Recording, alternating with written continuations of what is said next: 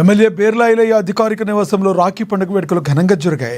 ఆలేరు నియోజకవర్గం ఇతర ప్రాంత ఆడబిడ్డలు, మహిళలు, అక్క చెల్లెళ్లు బేర్ల ఐలయ్యకు రాఖీలు కట్టి రాఖీ పండుగ శుభాకాంక్షలు తెలిపారు.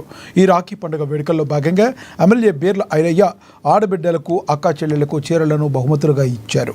ఈ సందర్భంగా ఆలేరు నియోజకవర్గ అక్క చెల్లెళ్లకు, ఆడబిడ్డలకు రాఖీల పండుగ శుభాకాంక్షలు తెలిపారు. ముఖ్యమంత్రి రేవంత్ రెడ్డి నాయకత్వంలో 1 కోటి మంది మహిళలను కోటీశ్వరులు చేయాలనే లక్ష్యంతో ముందుకు వెళ్లడం జరుగుతుందని ఆయన స్పష్టం చేశారు.